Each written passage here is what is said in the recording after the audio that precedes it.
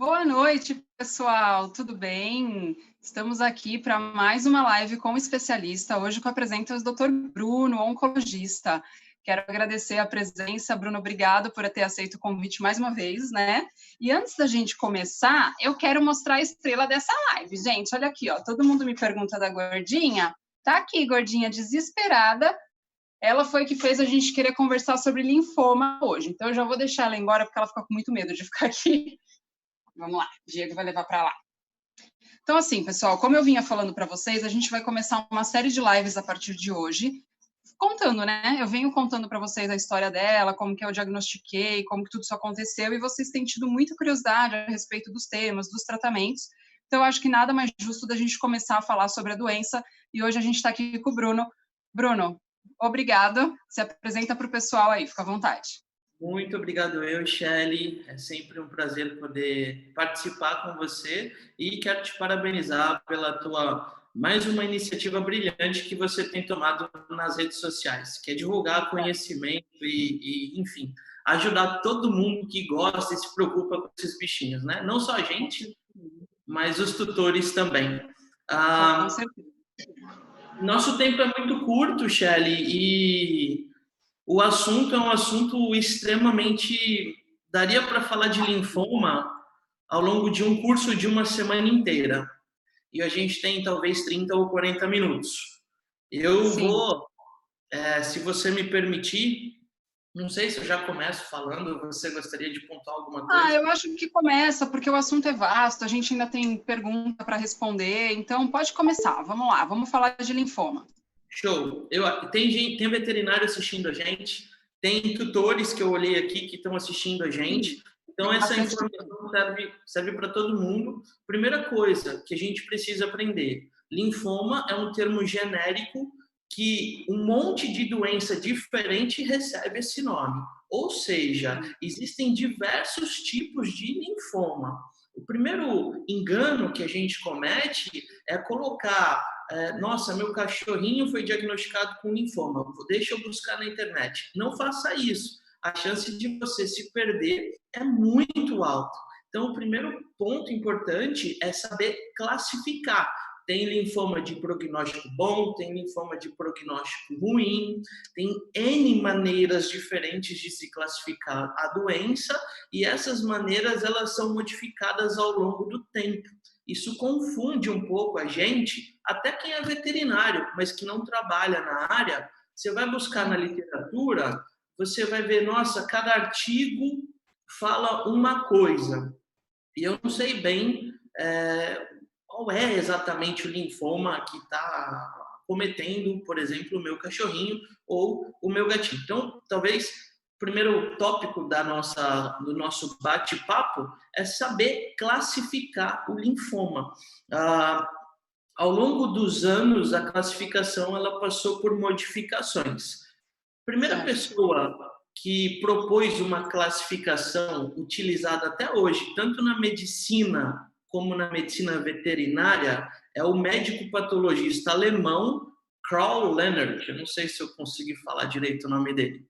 Falou sim, a gente vai mostrar a foto dele aqui que você me mandou. Tá bom, põe aí. Vamos lá, pode continuar falando, que o pessoal está ouvindo. Então, esse patologista alemão que trabalhou, fez o seu trabalho na cidade de Kiel, e por isso a classificação do linfoma ela foi proposta por Kiel. Né? Kiel não é uma pessoa, que é uma cidade da Alemanha, onde viveu e trabalhou o patologista Karl Lennert, e ele vem com uma proposta para classificar os linfomas não Hodgkin. Para quem já ouviu falar dos linfomas Hodgkin e não Hodgkin, essa é a primeira grande separação dos linfomas. Esse aqui é não Hodgkin, esse aqui é Hodgkin. Basicamente, os linfomas Hodgkin são linfomas de células B e que tem dentro de células boas, células normais, uma ou outra célula que é doente, que é tumoral, e ela é caracterizada por ter vários núcleos dentro do citoplasma dela. Essa célula ela lembra muito uma coruja, olhos de coruja, dois grandes núcleos dentro do seu citoplasma. Na medicina veterinária, a gente vai classificar os linfomas dos nossos pacientes de acordo com a proposta que o Carl Leonard dá para a gente em Kiel. Isso foi em 1974. Então, nós classificamos os linfomas não Hodgkin, assim como a medicina também propõe essa classificação. E esse médico, está aparecendo aí a foto do médico? A gente colocou, sim. Todo mundo já viu. Todo mundo já viu.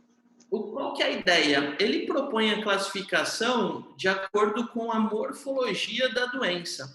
Então, ele vai chamar os linfomas de pequenas células, porque são células pequenas, linfócitos pequenos. Ele vai chamar o linfoma de difuso ou linfoma de grandes células de alto grau, linfomas linfocíticos, centrocíticos, centroblásticos. De acordo com a morfologia celular, vocês já vão entender o porquê eu estou falando isso, ele vai propor uma classificação que basicamente vai dizer se esse linfoma é de baixo grau, de grau intermediário ou de alto grau, certo? Essa é a classificação de Kiel que a gente usa até hoje, tanto na medicina como na medicina veterinária, com algumas adaptações que foram acrescentadas ao longo do tempo. Mas essa é só uma maneira da gente classificar linfoma. Se eu não me engano, o seu cachorrinho tinha um linfoma de baixo grau, certo? Então, é isso que eu ia te perguntar, né? Como que a gente vai diferenciar isso? Porque no caso da gordinha, que eu fui contando, né, para o pessoal aqui, a gente no começo ficou desconfiado de uma leucemia, né, pelos exames. E aí a gente foi para o mielograma, e pelo mielograma foi onde fechou o linfoma. Só que aí a gente começou a ficar com uma certa dúvida, e o pessoal sabe, né, que a Fê acompanha junto também. Eu sempre falo para eles de vocês dois, né, que são meus dois amigos oncologistas que me ajudam. E aí a Fê comentou, posso ser que eu fale errado, você me corrija, por favor, de talvez ser um linfoma de zona T, mas que para isso a gente teria que fazer uma citologia diferente, que eu não vou saber falar o nome, para poder classificar melhor. É imunistoquímica, mas vamos lá. Por isso que o assunto ele é muito amplo. Né? A classificação de Kiel, ela propõe apenas uma classificação de acordo com a morfologia celular.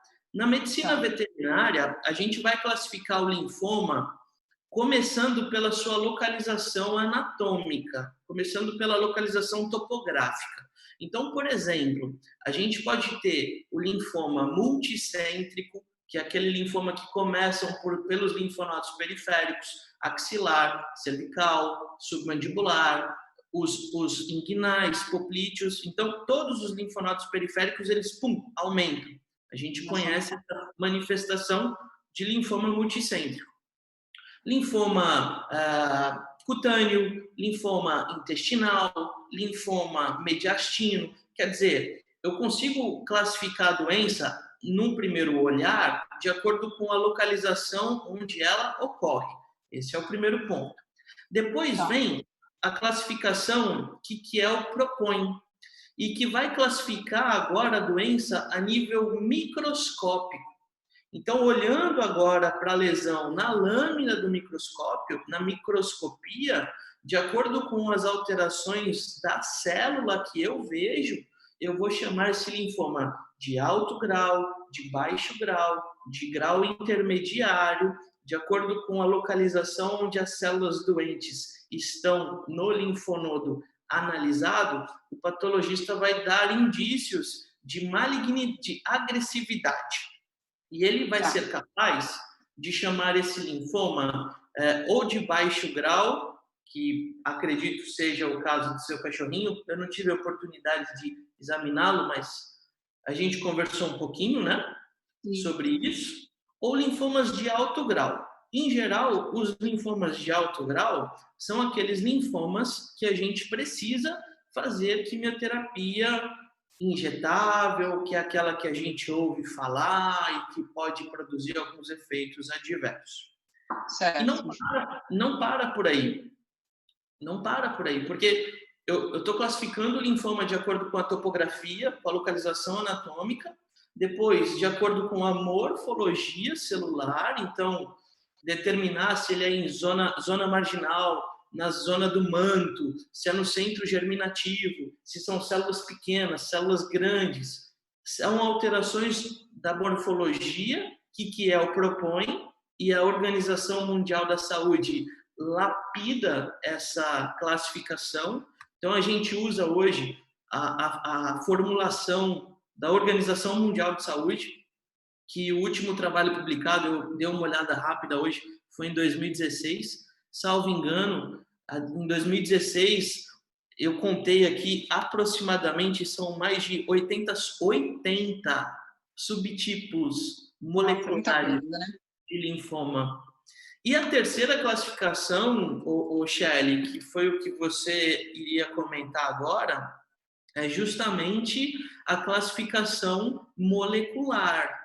Poxa, linfoma é o quê? Linfoma é um tumor de tecido linfóide pré-formado, né? Dos linfócitos, da nossa defesa específica. E nós temos, basicamente, dois grandes grupos de linfócitos. Os linfócitos B, os linfócitos T, uma minoria conhecida como as células NK, que são linfócitos especializados e já são descritos hoje essa manifestação de linfoma das células NK.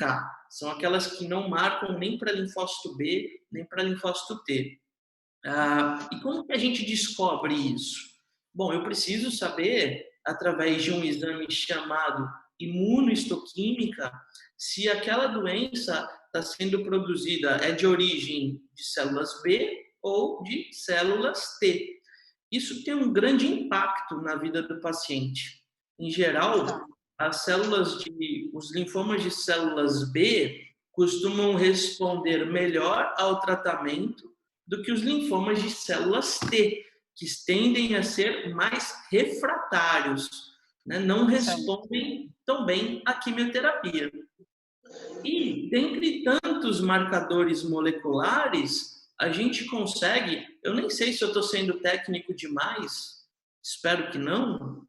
Qualquer coisa vocês gritam, pessoal, avisem a gente se estiver muito confuso. Nosso público é um pouco variado, sabe? A gente tem colegas e a gente tem tutores.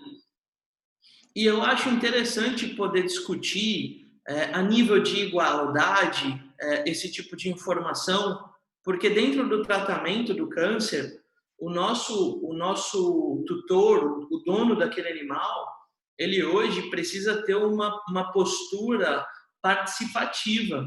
Ele tem que participar da tomada de decisão. Então, quando eu recebo um paciente com câncer que eu vou tratar, a pessoa muitas vezes se coloca numa posição passiva, esperando ouvir o que ela tem que fazer. E eu falo, não, eu quero primeiro que você entenda o cenário, entenda os caminhos, entenda os riscos, entenda as possibilidades.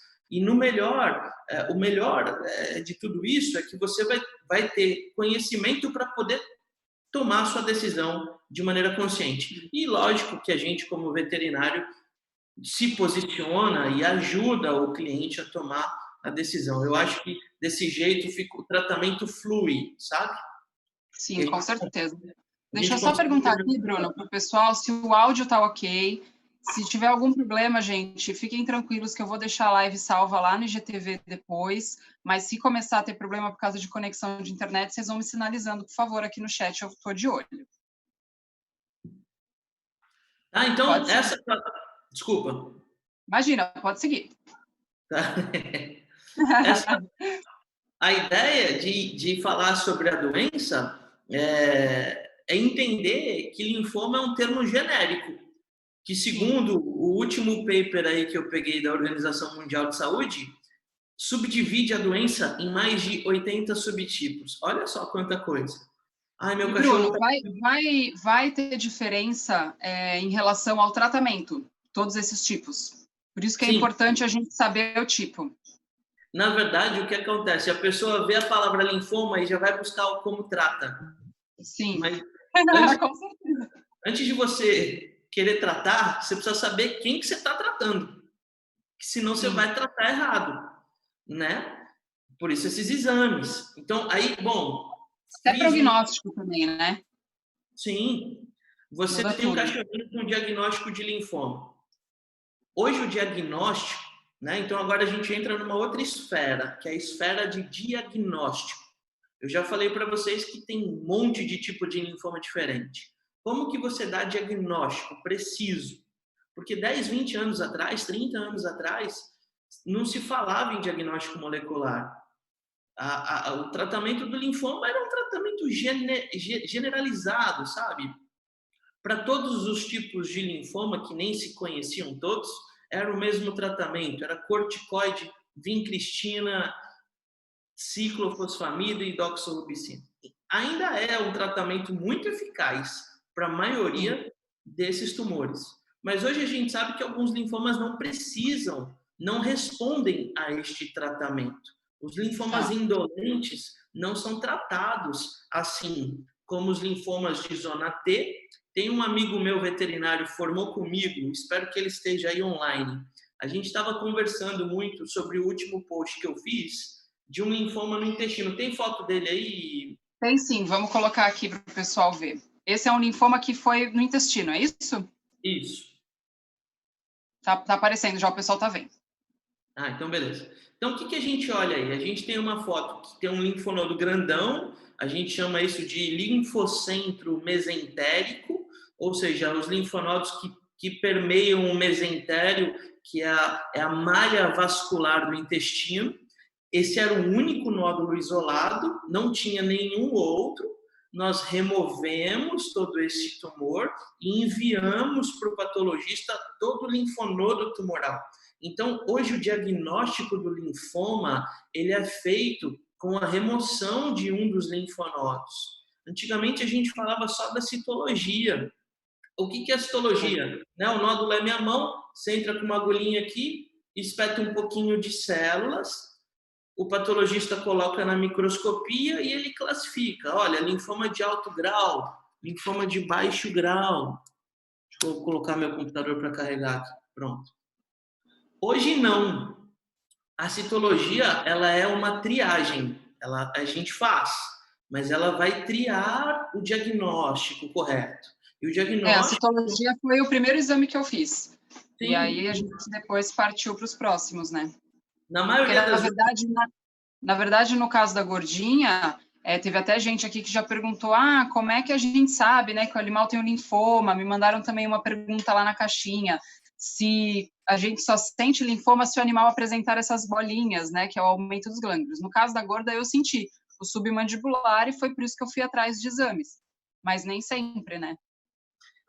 Se eles forem externos, você vai sentir. Mas tem linfoma na caixa do tórax aqui, ó, comum em gato. Linfoma mediastinal. Tem linfoma... Nós operamos, eu estou dentro do hospital, a gente acabou de sair de uma cirurgia de um gato que tinha uma massa, um gato que pesa 4,9 kg, que tinha uma massa de diâmetro 9 centímetros no intestino, obstruindo esse animal. Quer dizer, a gente só percebe quando a massa toma uma proporção muito grande. Aí o bichinho para de comer e você vai buscar ajuda no veterinário, faz um ultrassom e pum, tem um problemão. E aí, o diagnóstico preciso, ele precisa passar pela biópsia do linfonodo.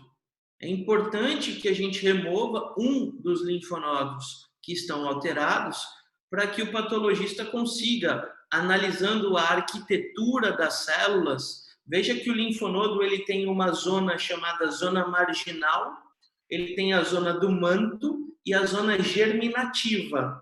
Dependendo do linfoma, você vai ter alteração em cada uma destas zonas que eu acabei de mencionar, e para cada alteração que a gente observar, por exemplo, um linfoma de zona marginal, é um linfoma de crescimento muito lento.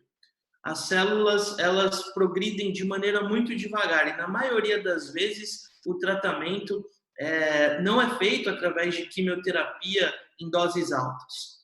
Assim como essa foto que você mostrou aí, que é um linfoma de células do manto, que também é uma outra camada do linfonodo. E também é conhecido por ter uma progressão lenta. Muitas vezes, a gente chama de tumor indolente, é aquele tumor que é o oposto do tumor de alto grau, né? Você tem o alto grau aqui e o indolente. Por que a gente chama de indolente? Porque ele não responde à quimioterapia. Por que ele não responde à quimioterapia? Porque a taxa de divisão dele é muito pequena. Quer dizer, a quimioterapia que a gente conhece e ouve falar, ela vai atuar no ciclo celular, certo? Então, as células estão se multiplicando, fazendo mitose, e aí a quimioterapia tem capacidade de atingir células boas e ruins que estão fazendo mitose. Os linfomas indolentes são conhecidos por apresentar baixa taxa de mitose. E aí a quimioterapia que você faz nesse animal vai produzir mais efeito colateral nele do que propriamente benefício. E como que a gente faz para saber? Dando um diagnóstico preciso. Então, o histopatológico ele precisa acontecer. E, por fim, o diagnóstico molecular, que é a imunistoquímica. Cada vez mais, esse diagnóstico ele é fundamental para a oncologia atual. Hoje a oncologia vive uma era molecular. A gente conhece a doença, a gente entende o comportamento da doença através de marcadores tumorais que o exame de imunistoquímica é capaz de nos fornecer. E com este exame você vai dizer: isso é um linfoma de células T, isso é um linfoma de células B, isso é um linfoma com alta taxa de mitose, ou não, isso é um linfoma que está se dividindo muito lentamente, certo? Então, assim nós temos os três grandes pilares de classificação e de diagnóstico: localização anatômica, análise de morfologia das células através da biópsia do linfonodo e pesquisa dos imunofenótipos T, B, marcadores de proliferação celular que a imunistoquímica vai trazer para a gente. Indo adiante, posso ir? Pode. Estou aqui aprendendo, gente, junto com vocês. Vamos lá. Você me fala quando o meu tempo estiver acabando, tá? Não, pode deixar, eu vou te avisando. Indo adiante, a gente vai para o estadiamento. O estadiamento é o estadiamento do paciente. Muitos veterinários têm um pouco de dificuldade em entender o que é estadiamento, quem que faz o estadiamento, quem é o responsável. Toda a equipe multidisciplinar que está cuidando do paciente oncológico tem a sua participação no estadiamento da doença. E estadiamento é o quê? É você determinar até onde a doença alastrou no corpo do animal, né? Até onde? Eu estou vendo esse linfonodo aqui, mas esse linfonodo está só aqui? Tem linfonodo aumentado no tórax? Tem linfonodo aumentado no abdômen? Então, isso é o estadiamento do linfoma. A gente consegue estadiar o linfoma em 5 estadios. 5 estadios, onde o primeiro estadio, apenas um linfonodo está comprometido. O segundo estadio, fazer meu 2 assim. Aqui tá o segundo estadio, somente uma região do corpo tem linfonodos aumentados. Em geral, costuma ser cabeça e pescoço para os linfomas multicêntricos, tá? Terceiro estadio, a gente tem aumento generalizado de todos os linfonodos. Então, o paciente em estadio 3 faz raio-x, tem linfonodo aumentado. Faz ultrassom, tem linfonodo aumentado. Estadio 4, junto com esse monte de linfonodo aumentado, a gente tem envolvimento de baço ou de fígado, tecidos que têm funções importantíssimas no corpo e que são afetados pela doença. Normalmente, no ultrassom, a gente já consegue ver essas alterações. E estadio 5, que é o final, é quando o linfoma se leucemiza. Então, o linfoma se leucemizando, ele vai invadir a medula óssea. E isso é muito perigoso, né? Quando a doença ela atinge estruturas importantes do corpo e produz muitos sintomas. Para a gente fazer o correto estadiamento, é importante fazer um aspirado de medula óssea. Muitas vezes você pode, Shelly, encontrar... Eu não sei se no seu cachorrinho foi feito o mielograma dele. A gente fez, sim. Foi, né? Foi. Você pode encontrar uma leucocitose por linfocitose, né? Suspeita ali no hemograma, e você pode confirmar ou não um linfoma que leucemiza ou uma leucemia linfocítica crônica.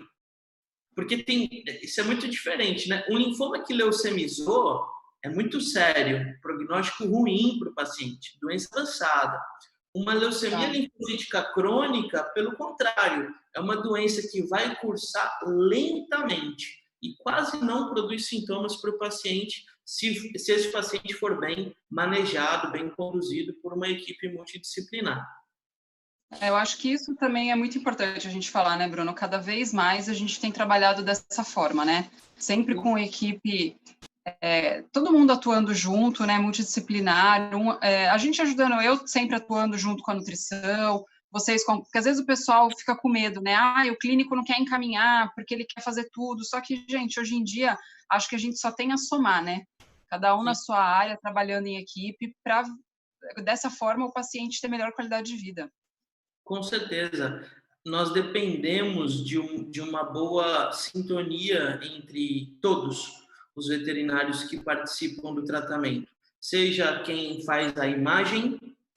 Quem faz a imagem ajuda? Claro que ajuda. Se eu peço raio-x de tórax, eu peço raio-x de tórax para ver o pulmão, para ver se tem metástase, para ver se tem linfonodo. Se eu peço ultrassom, eu quero ver como que estão os órgãos. Então, o pessoal do diagnóstico por imagem ajuda no tratamento e na tomada de decisão do paciente oncológico. O pessoal da nutrição ajuda em minimizando drasticamente os efeitos adversos que esse paciente tem ao longo do tratamento, né? Eu vejo isso é muito claro, o quanto a dieta natural. Faço isso para as minhas cadelas, né? Porque o pessoal me pergunta: você fica falando para a gente fazer dieta natural? Você dá dieta natural para os teus cachorros? Eu falei: claro que eu dou. E tem cachorro grande, né? Não ia falar uma coisa que eu também não faço. E eu vejo como tutor o benefício disso. Então, eu sou um grande defensor de dieta natural também. Quando bem prescrita, né, Shelly? Não é muito importante, né? Ser acompanhado por um veterinário, fazer toda a suplementação correta, né? Inclusive, essa semana até eu participei de uma live com o pessoal do Qualitas, né? Falando de oncologia, e a gente falou bastante sobre vitaminas e suplementos que você não deve entrar, né, para paciente oncológico. Então, não é simplesmente sair dando comida, comprar o suplemento no pet shop e colocar. É muito além disso, né? Então, precisa ser com um veterinário, com certeza, que entenda dessa parte de dieta natural. Com certeza. E então, a gente precisa passar por esse passo a passo. Classificar a doença, diagnosticar ela de maneira molecular e morfológica é super importante. E aí sim que vem a parte do tratamento do linfoma. Então, vamos fazer o seguinte, Bruno. Desculpa te cortar, mas eu estou olhando o nosso tempo aqui. A gente vai fazer o seguinte, pessoal. A gente vai fazer um intervalinho super rápido, só por conta do tempo. E aí eu tenho uma surpresa para vocês hoje. Eu coloquei um post lá no meu feed. Eu quero que vocês vão lá agora, enquanto a gente sai e volta. E vocês vão mandar uma carinha de cachorro desse emotion lá, porque no final da live eu vou fazer o sorteio de um e-book com 3 receitinhas para paciente oncológico. Então, corre lá, comenta, a gente vai sair e volta em 2 minutinhos. Espero vocês aqui de volta.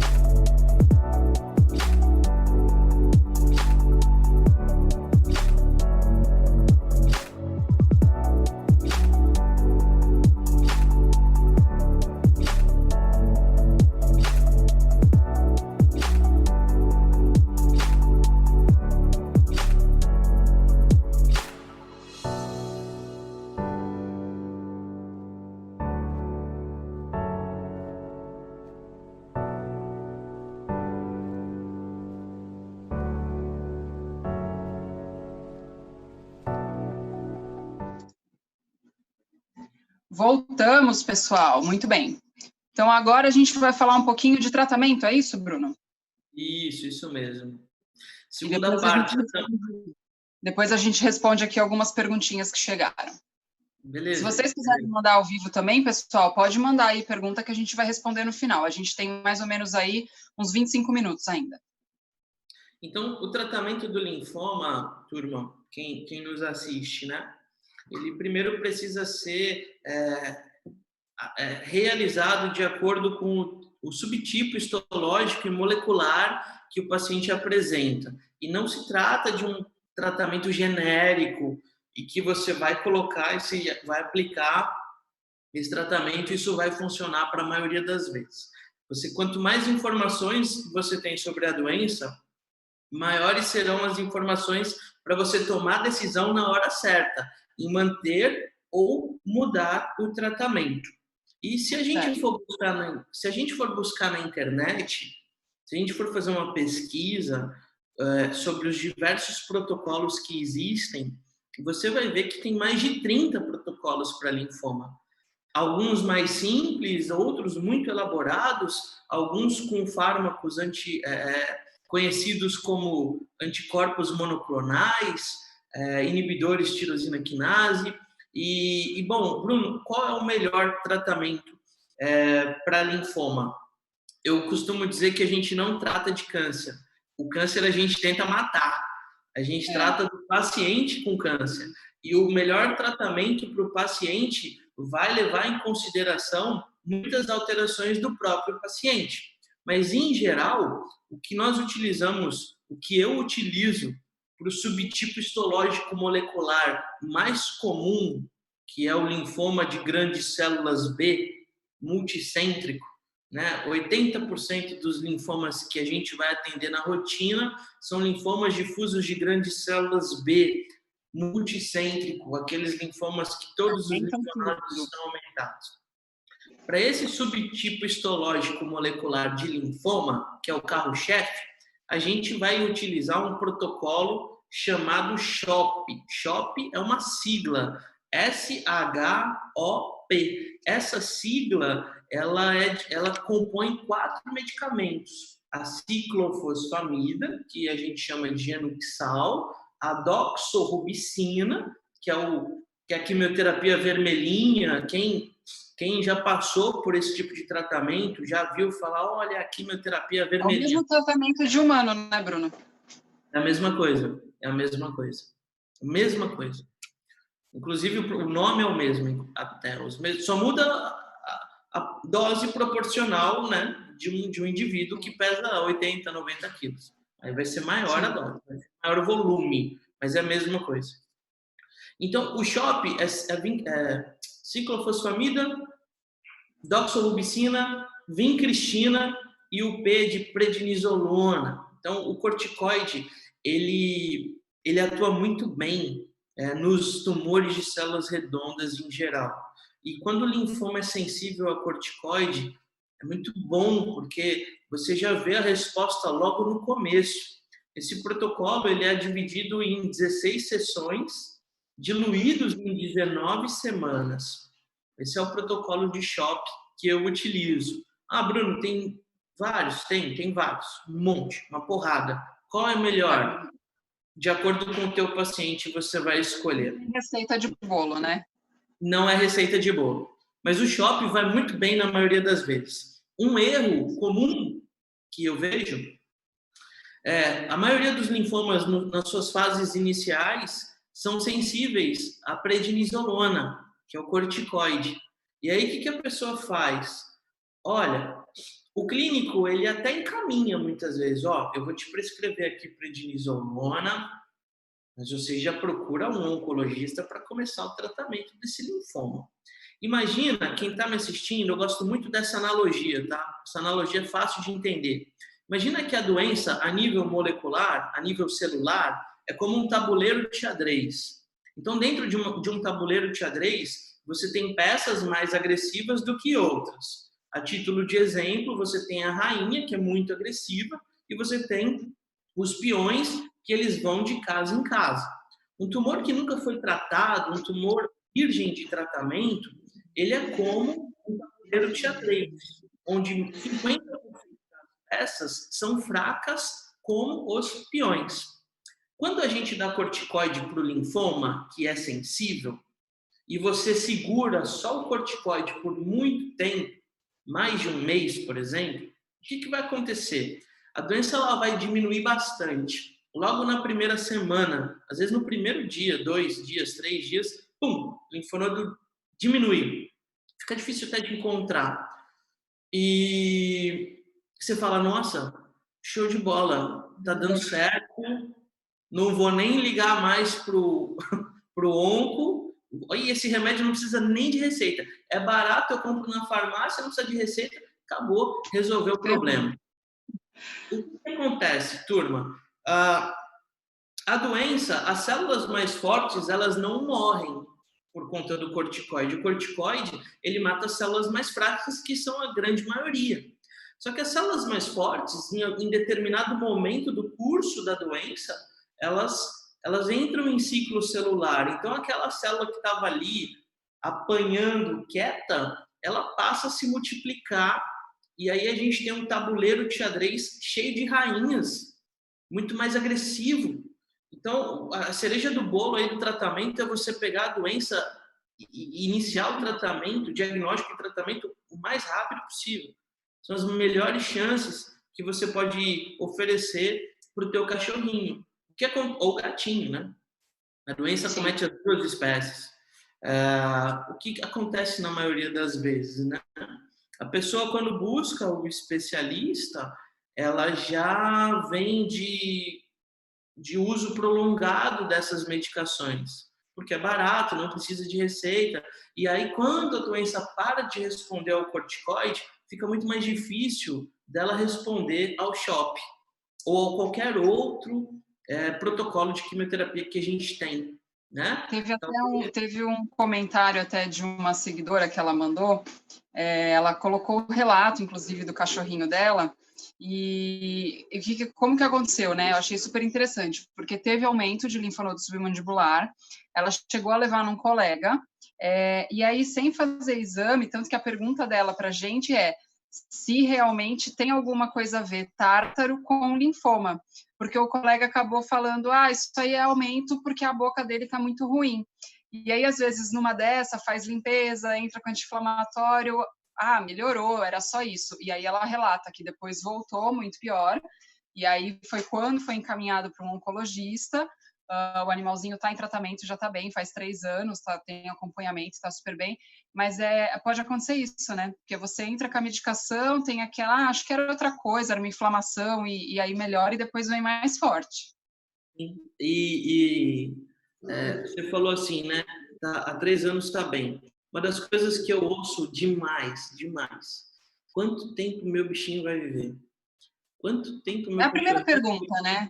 Eu acho que é a primeira pergunta. Você está falando que meu cachorro, meu gato tem câncer, né? E aí? Isso que você está falando para eu fazer, vai curar? Vai resolver o problema do meu animal? Ou só vai aumentar o sofrimento dele? Né? Isso é importante. A gente primeiro precisa explicar qual é o benefício do tratamento e responder que muitas vezes a cura que a oncologia fala é um período livre de doença, tanto na medicina como na medicina veterinária.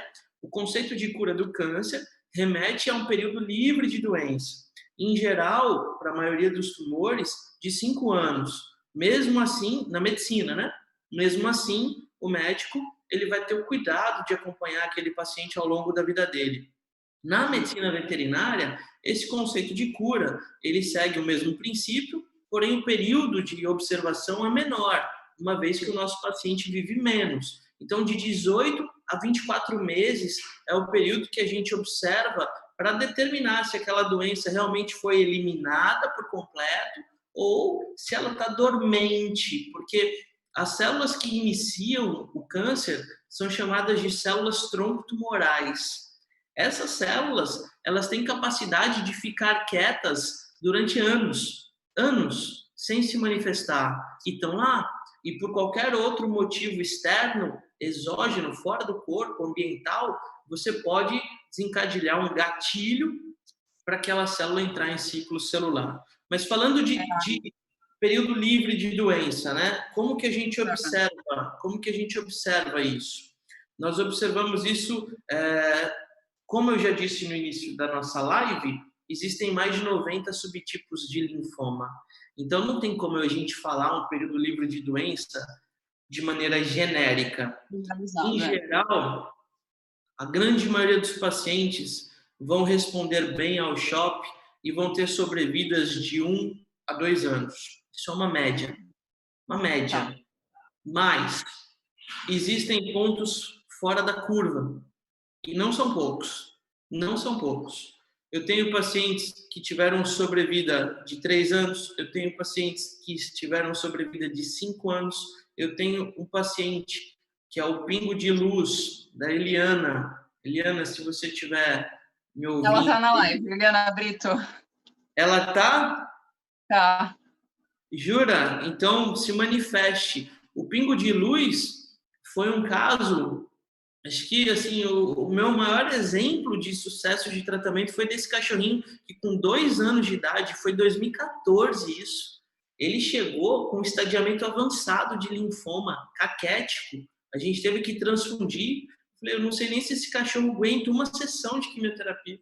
E por questões individuais do organismo dele, ele respondeu de maneira muito boa naquela época e segue livre da doença desde então.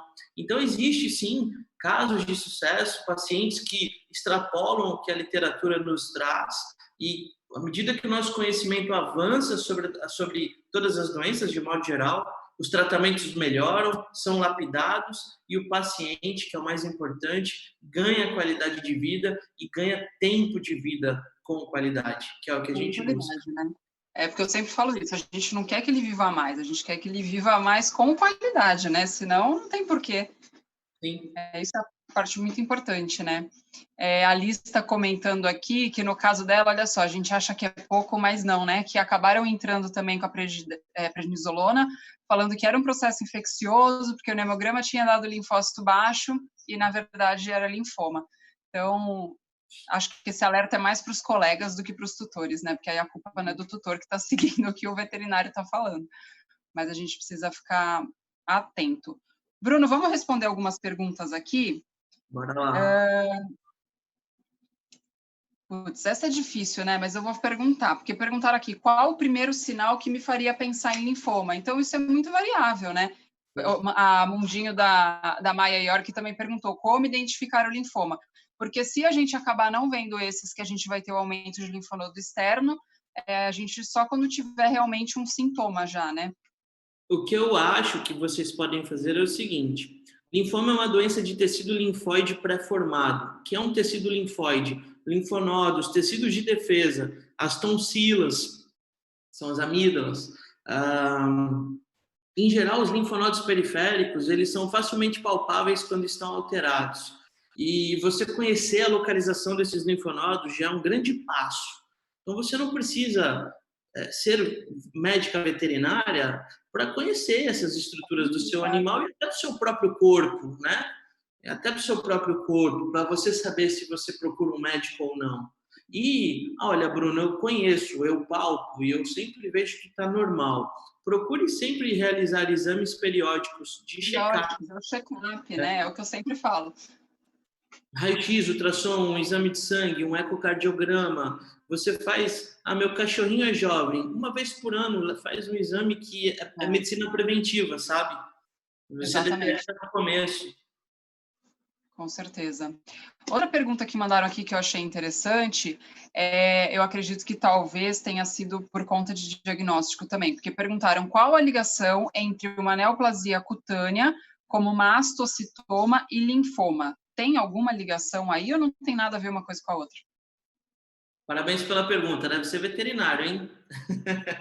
Não? Pior que a falha minha, eu não anotei o nome. Se você estiver aí ao vivo, se manifeste para eu poder falar seu nome. Eu fui anotando as perguntas da caixinha. Existe sim. Parabéns pela pergunta. Tanto o mastocitoma como o linfoma são tumores de células redondas.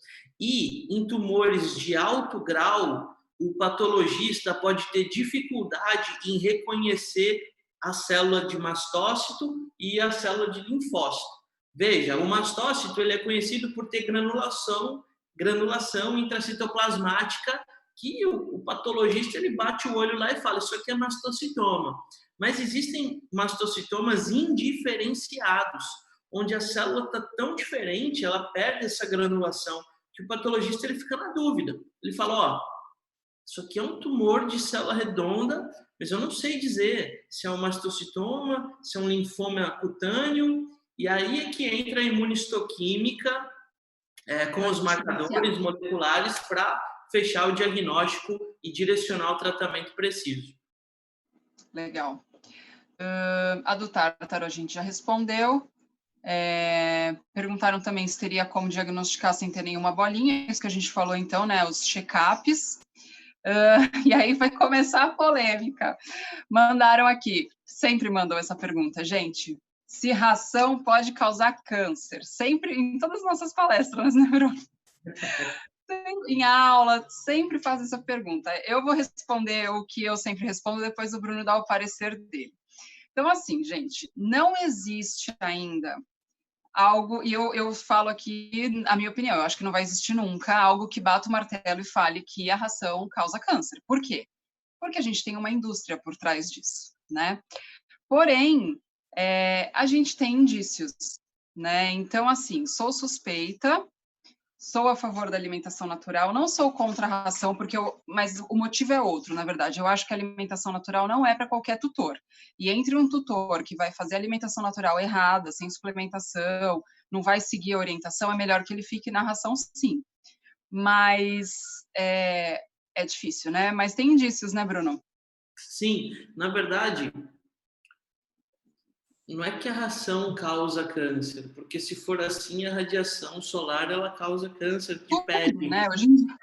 E aí a gente não pode crucificar, né, o alimento industrializado, balanceado, mas todo alimento industrializado, ele pode conter na sua formulação substâncias que são reconhecidamente cancerígenas. Isso já é muito bem documentado pelo FDA, que é o órgão norte-americano que regulamenta a utilização de medicamentos e alimentos para o consumo da população humana e animal.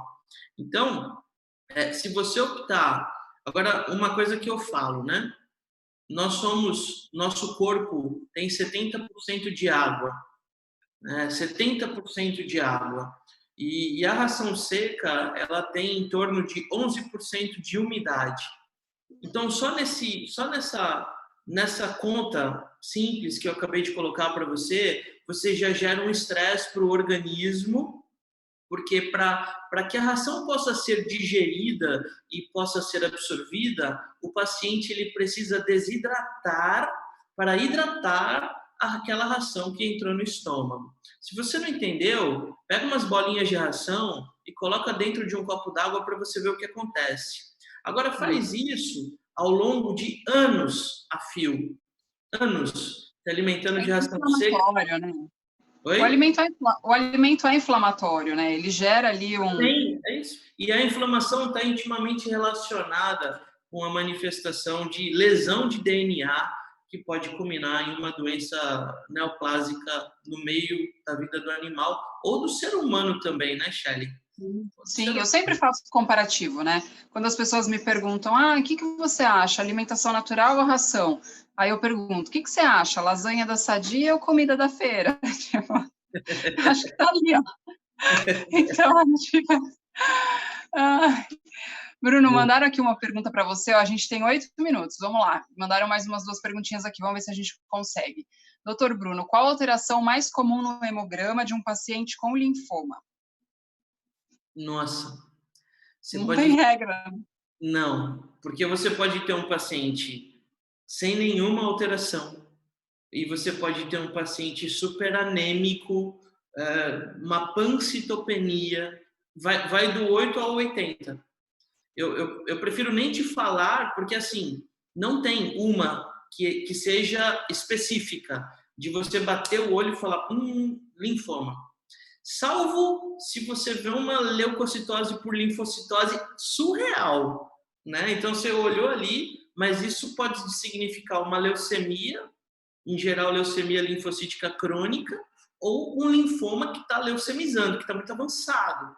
Mas, via de regra, o paciente ele vai chegar para você abanando o rabo, vai chegar para você interagindo, né? Pode ter ficado jururu, um pouquinho de hipertermia, febre, mas o diagnóstico preciso, como a gente falou, precisa passar pela cito, ir para a biópsia do linfonodo e depois caracterizar pela imunistoquímica.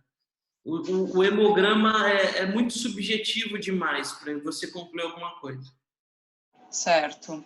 A Carol está perguntando o que significa o GGT aumentado. O GGT é uma enzima hepática e vai estar aumentada em diversas situações. Situações oncológicas, situações não oncológicas, o paciente que é hepatopata porque tomou muito remédio, por exemplo. O paciente que é hepatopata porque tem uma alimentação desregrada. O paciente que é hepatopata porque ele tem uma doença pré-existente, como um shunt portosistêmico. Então, também é uma outra enzima. É uma enzima que mostra lesão hepática, mas ela é inespecífica, assim como a ALT e fosfatase alcalina. Sim, muito bem. Deixa eu ver se tem mais alguma perguntinha aqui. Tem mais alguma consideração, Bruno, que você queira fazer? A gente tem 5 minutinhos. Ai, Shelly, acho que eu consegui colocar de maneira superficial e pontual os tópicos mais importantes sobre a doença e principalmente entender que o termo linfoma é um termo genérico onde mais de tantas doenças aí, segundo a Organização Mundial de Saúde, são mais de 90 subtipos, um artigo publicado em 2016, descritos na medicina, e na medicina veterinária a gente caminha também para uma classificação molecular que subdividirá o linfoma em diversas doenças diferentes umas das outras. Legal. Bruno, quero agradecer a tua presença, a tua participação mais uma vez. É sempre um prazer e uma aula, né? Eu estava aqui, acho que é a live que eu falei menos, mas porque eu estou aqui, ó, aprendendo também e ouvindo, é sempre muito bom. Quero agradecer a presença de todos que estão aqui. Lembrar vocês, gente, que tem um post lá no meu feed, comentem lá, que depois que acabar a live eu vou sortear um e-book para vocês com umas receitinhas. E semana que vem a gente segue as lives.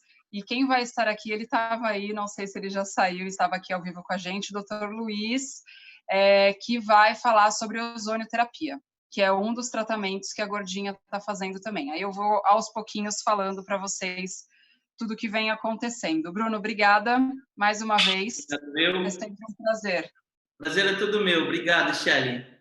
Um beijo. Gente, boa noite. Obrigada. Obrigada por todo mundo que ficou aqui com a gente até agora.